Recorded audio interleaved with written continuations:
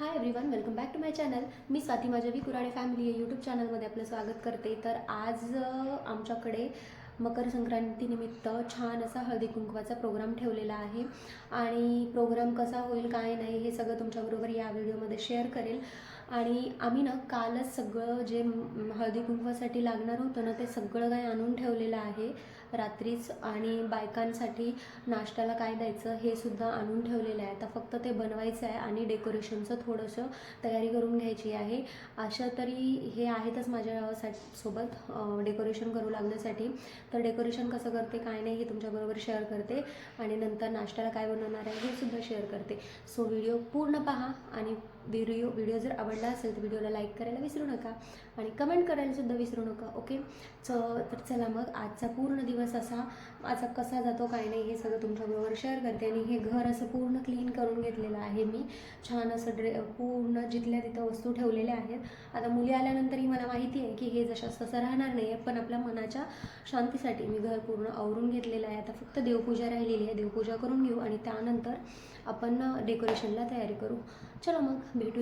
आता संक्रांत म्हटलं की फक्त बायकांचा सण आहे. याच्यामध्ये आपल्याला मेकअप, साडी असं सगळं छान छान रेडी होऊन जायला मिळतं. आणि ज्या आपल्या खूप दिवसांपासून ज्या साड्या असतात ज्या की तशाच अलमारीत असतात त्या बाहेर काही काही न करून निघतात. तर छान असं रेडी पण होणार आहे.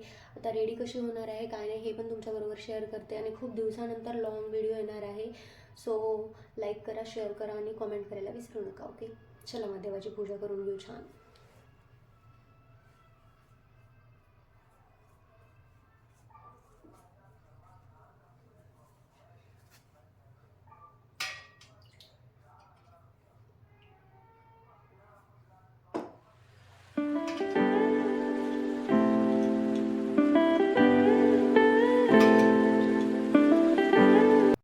छान अशी देवपूजा झालेली आहे आणि बाकी सगळं आवरलेलं आहे. फक्त आता थोडंसं जे डेकोरेशनचं काम आहे ना ते आवरून घेऊ आणि मग ना पुढचं नाश्त्याचं बघून घेऊया.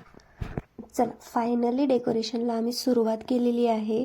आता आमचं ना डेकोरेशन आधी डिसाइडेड नव्हतं म्हणून आम्हाला आहे ना खूप जास्त प्रॉब्लेम झाला.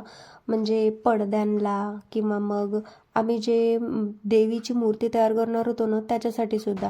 आता हे एकटीचा स्ट्रगल नव्हता, खरं तर ते आणून देणार होते आणि मलाच वेट होत नव्हता तर मी आणून घेतलं. आणि आता आम्हाला आमच्याकडे एकतर डेकोरेशनसाठी खूप कमी साहित्य होतं तर आम्ही त्याच्यातच ॲडजस्ट करत जात होतो.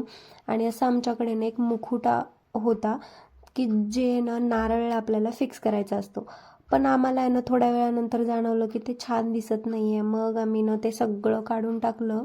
आणि परवाच्या दिवशी आमच्या फ्रेंडकडे ना एक तिने हळदी कुंकूचा प्रोग्राम ठेवला होता तर तिने ना छान अशी कळशीला साडी घातली होती. मग काय, गेलो तिच्या घरी. तिचं हळदी कुंकू कसंही झालंच होतं.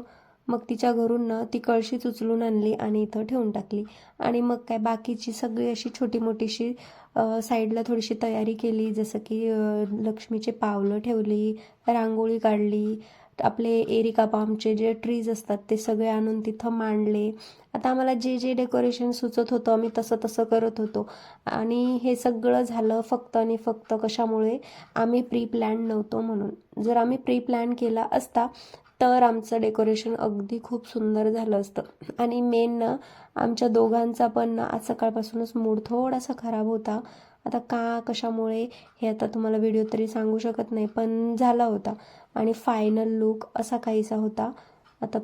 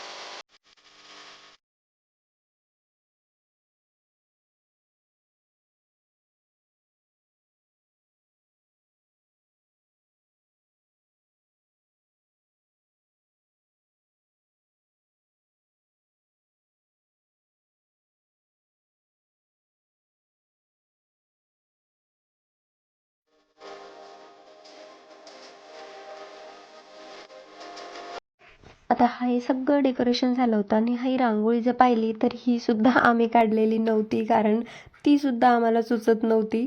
आणि रांगोळीसुद्धा एका दीदीने काढून दिली होती. असं छान सुंदर असं डेकोरेशन केलं. हो, यावेळेसचं डेकोरेशन तेवढं मनासारखं झालं नाही, पण जे आहे जसं आहे तसं ठीक म्हणायचं आणि पुढे चालायचं. बरं, आता आम्ही ना छान छान अशा रील्स बनवल्या.